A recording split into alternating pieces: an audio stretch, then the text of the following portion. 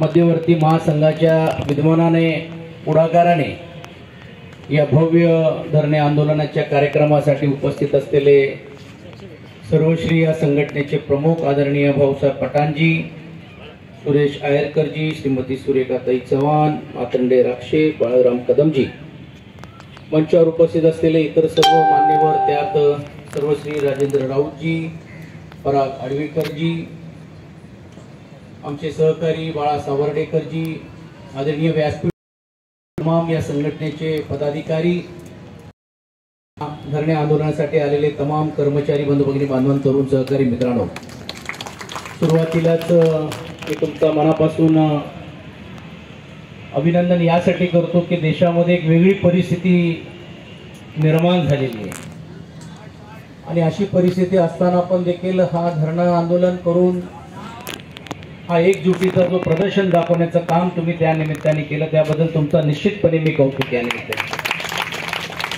आणि आपल्या सर्वांच्या वतीने भारतीय नौसेना असेल, भारतीय बॉर्डर सेना असेल आणि भारतीय सेनेचा पण देखील मनापासून अभिनंदन आणि कौतुक करतो की जे घटना, दुर्दैवी घटना या अगोदर झाली त्याच्या प्रतिक्रिया म्हणून आपण देखील देश काय आहोत आणि आपली देशाची शक्ती देखील काय आहोत हे काल देशातल्या तमाम सैनिकांनी दाखवून दिलं. त्याबद्दल त्यांचाही देखील टाळ्याच्या गजरामध्ये आपण अभिनंदन आपण केलं. आणि पठाणजी, आता सर्जिकल स्ट्राईकचीच गरज आहे, त्याशिवाय काय कोण लोक बघत नाही. आता काय तुम्ही किती धरणं करा, आंदोलन करा, पण जोपर्यंत तुमचा सर्जिकल स्ट्राईक होणार नाही तोपर्यंत सरकार काय जागा होणार नाही. म्हणजे मी आले पहिला बोललो, बाळा किती वाजता यायचंय? तो बोले 4 वाजेपर्यंत संपणार. आणि बोललो तुझा 4 वाजता संपेल, पण बाकीचे इकडे भेट पर्यंत आमचे 10 वाजतील तर काय. पण आज बघा एकही आझाद मैदानला नाही, म्हणजे आपलाच फक्त आहे.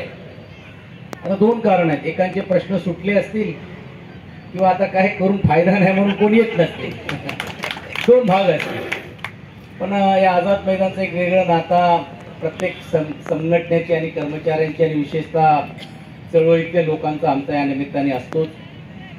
माझी विनंती राहणार आहे की लवकरात लवकर नजीकच्या काळामध्ये एक बैठक आपण विरोधी पक्ष नेत्यांबरोबर आपल्याला लावावी लागेल, कारण योगायोगाने पुढच्या महिन्यामध्येच जूनच्या शेवटी हा अधिवेशन भरवणार आहे. जर खऱ्या अर्थाने जर सरकार जर लक्ष वेधायचं असेल तर आज तर ही मागणी तुम्ही केलीच पाहिजे, आज तर तुम्ही ही एकजूट दाखवलीच पाहिजे. पण सरकारला हे स्पष्ट सांगावं लागेल की अभी तो ये झाकी है, असली पिक्चर अभी बाकी है. आणि आज संघटित होऊन अधिवेशनाच्या मुहूर्तावरती देखील एक भव्य आंदोलन, आणि तोही राज्यव्यापी, म्हणजे इकडे तर तुम्ही यालच याल, पण राज्यामध्ये जिकडे जिकडे हा प्रश्नाशी संबंधित आपले लोक आणि कर्मचारी, कारण आपण बघा आरोग्य सेवा ही म्हणजे अत्यावश्यक सेवा असल्यामुळे लगेच बंद करून या अशातली गोष्ट करणं हे आपण उचित होणार नाही. पण त्या भागामध्ये, त्या विभागामध्ये किमान आपली नाराजगी किंवा किमान आपल्या असलेली ही मागणी आहे हे दाखवण्याचा प्रयत्न पण मला असं वाटते करण्याची गरज आहे. मला आठवते की विधिमंडळामध्ये लाडपागे समितीच्या बाबतीत आम्ही खूप मोठ्या प्रमाणावरती चर्चा घडवण्याचं काम केलं आणि तो आश्वासित करून घेण्याची भूमिका आम्ही सरकारकडनं जरी घेतली असेल तरी देखील सरकार म्हणून घेऊन लाडपागे हे मान्य एका बाजूला करायचं, मात्र आपापल्या विभागामध्ये ती बागेची समितीची जी अहवाल आहे त्याच्या कुठच्याही प्रकारे कृती करायचं नाही असा छुपा एजेंडा त्या भागातल्या लोकांना, त्या भागातल्या सचिवांना देण्याचं काम केलं गेलेलं आहे. आणि हे आज नाही तर गेले अनेक वर्ष चाललेले आहेत. आणि म्हणून आज दुर्दैवाने म्हणावं लागेल की आपली लढाई ही शासनाने आपली न राहता आपली लढाई आपला कर्मचारी आणि कॉन्ट्रॅक्टमध्ये काम करणाऱ्या कर्मचारी ह्याची तुलना करून करण्याचं काम त्यांनी करून दिलेलं काम केलं. एका बाजूला जसं आज आपण संघटित होऊन होतोय तसं दुसऱ्या बाजूला कॉन्ट्रॅक्टचे कामगार आम्हाला परमनंट करा म्हणून संघटित होण्याचं काम हे राज्याच्या स्तरावरती पण देखील आपल्याला बघायला मिळतंय. आणि मग जर ही मनस्थिती आणि ही मानसिकता जर प्रत्येक विभागामध्ये होत गेली आणि हळूहळू ती वाढत चालली गेली तर त्याचा दुष्परिणाम या प्रशासनाच्या कामकाजावरती आणि किंबहुना लोकांना ज्या आर्थिक सेवा तुम्ही देण्याचा पुरवण्याचं काम आपण करतोय त्याच्या मोठ्या प्रमाणावरती हा निश्चितपणे परिणाम झाल्याशिवाय राहणार नाही. माझे सहकारी मनोज जामसुदकर असतील किंवा व्यासपीठावरती सर्वांनी तुम्हाला मुद्दे मांडलेले, मी मुद्द्याची चर्चा करणार नाही कारण त्याची चर्चा आज दिवसभरामध्ये झालेली आहे. पण पठाणजी, मी काल संभाजीनगरला होतो, आमचा विमान थोडा लेट झाला म्हणून मला इकडे यायला पण वेळ झाला, पण 2-2, 3-3 मंत्री आमच्या विमानामध्ये होते, मी नाव घेत नाही. आज त्यांची खंत अशी आहे की विभागामध्ये आम्हाला देण्यासाठी निधीच राहिलेली नाहीये आणि प्रत्येक विभागामध्ये तर आहेतच आहेत, पण विशेषतः आरोग्य सेवेमध्ये सेवा देत असताना ह्याच्यामध्ये पण देखील मोठ्या प्रमाणावरती जी निधीची तरतूद केली गेली पाहिजे ती निधीची तरतूदच केली जात नाही आणि निधीची तरतूद नाही म्हणून आपल्या मागण्या आम्हाला मान्य करता येत नाही किंवा त्याचा दुष्परिणाम होईल म्हणून अशी एक वेगळी भूमिका घेण्याचा प्रयत्न होतोय. माझं स्पष्ट मत आहे की ही मागणी ही तुम्ही देताय म्हणजे ही मेहरबानी नाही, हा आमचा अधिकार आहे. ही भूमिका घेऊन मला असं वाटते सरकारला ठणकावून सांगण्याचं काम आपल्याला करावं लागेल, नाहीतर आपण फक्त मागणी ठेवू आणि 1981 पासूनची जी आपली मागणी आहे या विभागामध्ये या अगोदरची जी निर्णयाची जी पूर्वजीवित व्हायला पाहिजे ती मागणी फक्त मागणी राहता कामा नये. आणि म्हणून एका बाजूला माझं स्पष्ट मत आहे की कायदेशीर लढाई देता येईल का याहीकडे थोडंफार आपल्याला बघण्याचं काम आपल्याला करावं लागणार आहे. अनेक आयोग आहेत, मी त्या आयोगांच्या समोर पण देखील कर्मचाऱ्यांचा कामगारांचा प्रश्न मांडण्याची भूमिका आपण घेण्याचा प्रयत्न केला. आयोगाचे झालेले निर्णय व ते निर्णयाची अंमलबजावणी करण्याचं काम त्या त्या विभागाने करायला पाहिजे, ते करण्याचं होत नाहीये. आणि आता जर तुम्ही बघितलं असेल परवाच्या दिवशी पठाण साहेब आम्ही बाळासावर्डेकरची ज्या भागामध्ये काम करतात त्या हॉस्पिटलमध्ये नवीनहून संकल्पना केलेली आणि ESI हॉस्पिटलमध्ये आता इतर रुग्णांना देखील प्रवेश करून देण्याचा देखील निर्णय हे राज्य सरकारने या काळामध्ये घेतलेला आहे. म्हणजे तुम्ही रुग्ण वाढवणार आहात पण रुग्णांना सेवा देणाऱ्या कर्मचारी वाढ का होत नाही, ती जी वाढ जी आहे ती भरती का केली जात नाही ह्याच्याबद्दल कोणीही काही बोलायला तयार नाही. याचा अर्थ असा आहे त्या कर्मचाऱ्यांवरती पण देखील मोठ्या प्रमाणावरती भार हा पाडण्याचा प्रयत्न या पुढच्या काळामध्ये होणार आहे. आणि म्हणून हे मागण्या आता आहेतच आहेत, पण नवीनहून जी जबाबदारी तुम्हाला दिली जाणार आहे ती जबाबदारी देत असताना तुमच्या या प्रश्नाला न्याय ते देणार आहेत की नाही देणार आहेत असा ठणकावून प्रश्न विचारण्याची पण कुठेतरी गरज आहे. करती केली नाही तर समाजाबद्दल आपल्याकडे बघण्याचा दृष्टिकोन कसा होतो, म्हणजे आपल्याला ज्या आपल्या प्रश्न सोडवायचे नाही, आपल्या मागण्या ज्या त्या मागण्याला बघायचं नाही, वर्षानुवर्ष त्या मागण्या तसेच ठेवायचं आणि त्याची पुनरावृत्ती जर कामामध्ये जर झाली तर हे कर्मचारी काम करत नाही, हे कर्मचारी सेवा देत नाही अशातला आरोप करून समाजाकडे बघण्याचा आपल्याकडचा बघण्याचा दृष्टिकोन हा बदली करून करण्याचा प्रयत्न करायचं. व कोणीतरी लोकप्रतिनिधी येतो त्याचा आरोप प्रशासनावर होत नाही कर्मचाऱ्यांवरती होतो आणि कर्मचाऱ्यांवरती गदा किंवा अप्रत्यक्ष एक सामाजिक जबाबदारी म्हणून घेऊन एक दडपण देखील होण्याचं काम या निमित्ताने होतं.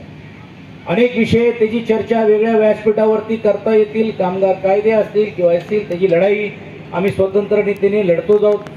पण माझे आव्हान राहणार आहे की राज्य कर्मचारी आणि विशेषतः संघटनेच्या सर्व लोकांना आता ही लढाई ही तुम्ही तुमच्या पुरता मर्यादित ठेवून तुम्हाला चालणार आहे.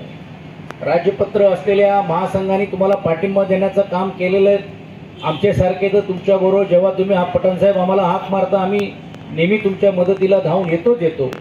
परंतु आता माझं स्पष्ट मत आहे की जसं देशाच्या स्तरावरती सर्व संघटनेने आपापले झेंडे बाजूला ठेवून कृती समिती तयार करण्याचं काम केलं तसं राज्य स्तरावरती पण देखील कृती समिती म्हणून घेऊन आपल्याला हा विषय आता आपल्याला हाताळावा लागणार आहे आणि आपले राजकीय आपले संघटनेचे झेंडे 2 मिनिटं बाजूला ठेवून सर्वांना संघटित करून आपल्याला हा विषय हा तडास लावण्याचं काम देखील पुढच्या काळामध्ये करण्याची भूमिका ही आवर्जून आपल्याला घ्यावी लागणार आहे.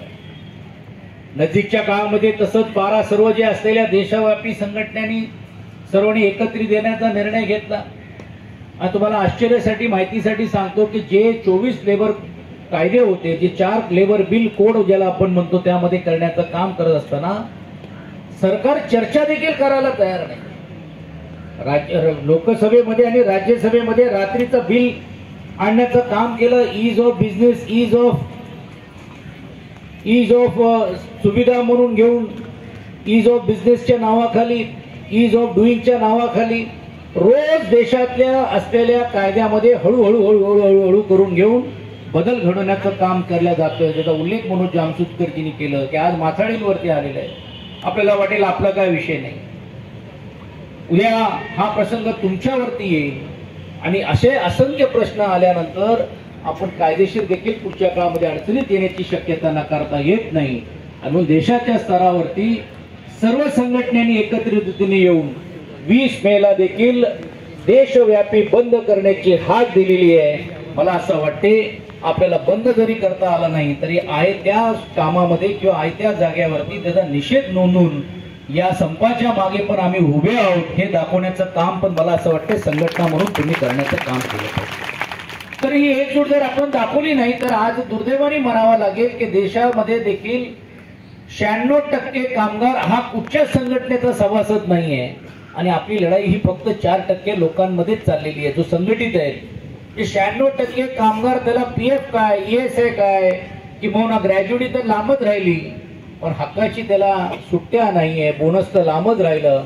या सर्व असुविधा असणाऱ्या लोकांची संख्या ही हळूहळू वाढते आणि मग तुम्ही जर काम करणार नसाल तर आम्ही ह्यांच्याकडनं काम करून घेऊ शकतो. ही दादागिरी ही सरकार असेल किंवा खासगी लोक पण देखील दाखवण्याचं काम करतात आणि आपल्यामध्ये दुफळी माजून देण्याची भूमिका घेतली जाते. म्हणून या प्रश्नाकडे मोठ्या पोटतिडकीने ज्या पद्धतीने तुम्ही सर्वजण संघटित झालेला आहात, मलाही बाळाने काल सांगितल्याप्रमाणे मी त्यांना सांगितलं का 2 मिनिटं का होईना परंतु मी देखील या निमित्ताने येईन. तर आता आमचा 3:45 वाजता बँडरला मोर्चा आहे. तो मोर्चा काय तेही सांगतो तुम्हाला की जे आमच्या लाडकी बहिणीला 2100 रुपये मान्य केलं तर ते कधी देणार त्याचा मोर्चा. तर आमच्या लाडक्या बहिणी एवढ्या 1500 रुपयामध्ये मग्न झाले, त्यांना म्हणलं काय बाकी सुटलं नाही तरी चालेल 1500 पहिले द्या. म्हणून आम्ही सरकारला जाब विचारण्यासाठी करतोय की बा तुम्ही घोषणा केली होती की 2100 रुपयाचा, कारण एक तर उपमुख्यमंत्री सांगतात मी तर काय बोललोच नाही, दुसरं म्हणतो मी काय ऐकलंच नाही, तिसरं म्हणतो आम्ही आश्वासन दिलं कधी देऊ हे दिलं नाही. म्हणजे पुढच्या निवडणूक यायच्या 3 महिन्या अगोदर परत 3 महिन्याच्या खात्यात पैसे टाकतील आणि मग जो सरकार येईल त्याला भोगू द्या. सांगण्याचा हेतू असा आहे की फसवणूक केली जाते आणि फसवणूक करून घेऊन आपल्या लोकशाहीमध्ये आपल्याला घटनेने आणि परमपूज्य भारतरत्न डॉक्टर बाबासाहेब आंबेडकरांनी दिलेल्या घटनेचा पण देखील एका आगळ्या वेगळ्या पद्धतीने विचार करण्यास आपल्याला भाग पाडून दिला जातोय आणि त्यातून राजकारण करण्याचा प्रयत्न जे या निमित्ताने होतोय ह्याची जाणीव पण मला असं वाटते कर्मचारी म्हणून तुम्ही आपण सर्वांनी ठेवण्याचं काम हे आपल्याला करावं लागणार आहे. ज्याचा उल्लेख या अगोदरच्या वक्त्यांनी केला आणि जामसुदकरजींनी पण केलं त्याप्रमाणे की मंत्र्यांकडे आपण ज्यावेळी वारंवार जातो, बोलतो, चर्चा करतो, त्यांना ती वेदना जोपर्यंत येणार नाही तोपर्यंत त्या प्रश्नाला ते न्याय देण्याची त्यांची भूमिकाच राहत नाही. या अगोदर देखील अनेक आरोग्यविषयी असलेल्या लोकांशी संबंधित असलेल्या लोकांशी चर्चा झाली, भेट झाली. आता आंबेडकरजी माझ्या माहितीप्रमाणे तुमच्या खात्याचे आरोग्य खात्याचे ते मंत्री आहेत म्हणून नजीकच्या काळामध्ये पठाणजी आपण पुढाकार घ्या, मी स्वतः त्या बैठकीला यायला तयार आहे. त्यांच्याशी आपण चर्चा करू, बोलू, त्याच्यातून मार्ग काढण्याचा प्रयत्न करू आणि मग जर मार्ग निघत नसेल तर लवकरात लवकर तुम्ही ती तयारी करा. अधिवेशनामध्ये पण देखील विधानसभेमध्ये आणि विधान परिषदमध्ये पण देखील आम्ही आपला आवाज झाल्याशिवाय राहणार नाही आणि सरकारला देखील तिकडे जाब विचारल्याशिवाय राहणार नाही. आपली संख्या जरी कमी असेल तरी देखील परिषदमध्ये एखादा विषय जर आम्ही घेतला आणि जे लोकभिमुक्त असला तर मी आज सांगतो की उद्या विरोधी पक्षातले आमदार असतील तेही देखील आपल्या बरोबर येत असतात, त्यांनाही देखील आपण त्यांना आणण्याचं काम करतो. कारण शेवटी त्यांचा मतदार पण हे जे इकडे बसलेला जो कर्मचारी आहे किंवा तिकडे मांडणाऱ्या भूमिकेतले आहेत त्यांच्याही देखील त्या भूमिकेला साथ देण्याचं काम आपण करतोय. आणि म्हणून तुम्ही देखील ती देखील तयारी केली पाहिजे. एक तर रस्त्यावरची लढाई, एक कायदेशीर या बाबतीतली आपल्याला करता येईल की नाही येईल, म्हणजे लगेच कायदेशीर गेलं तर उद्या बोलते ते झालं बरं आलं जाऊ आता कोर्टात आम्ही काय करणार, पण त्याचा सल्ला घेणं, वेगवेगळ्या आयोगाचे असलेले निर्देशन असेल तेही बाबतीतली जी माहिती घेणं आणि वेळ प्रसंगी जसं मी सांगितलं की आम्ही तुमची लढाई आत लढू आणि तुम्ही कर्मचाऱ्यांची लढाई बाहेर लढा अशी सांगड जर घालून देण्याचं काम जर आपण करू शकलो तर निश्चितपणे मला खात्री आहे की सरकारला पण देखील तुमच्या प्रश्नाची दखल घ्यावीच लागेल आणि त्यातून सकारात्मक निर्णय हे घेण्यास त्यांना भाग पाडल्याशिवाय आम्ही स्वस्थ बसणार नाही. हा अभिवचन या कार्यक्रमाच्या माध्यमातून मी या निमित्ताने देतो आणि ही संघटित शक्ती निराश न होता आणि जशी सुरुवात झालेली आहे तशाच पद्धतीने मोठ्या संख्येने पुढच्या काळामध्ये आझाद मैदान पूर्ण भरून जाईल आणि सरकारचे डोळे उघडतील ही तयारी देखील करण्यास आपण सरकारला भाग पाडण्याचं काम त्यांनी करू नये, पण ती झालीच झाली तर ती देखील तयारी पुढच्या काळामध्ये करूया. आणि त्यासाठी आमच्या सर्व संघटनेची लोक पण देखील तुमच्या खांद्याला खांद्याला हात लावून झाल्याशिवाय राहणार नाही. आत्मविश्वास या निमित्ताने व्यक्त करतो आणि थांबतो. धन्यवाद. जय हिंद, जय महाराष्ट्र.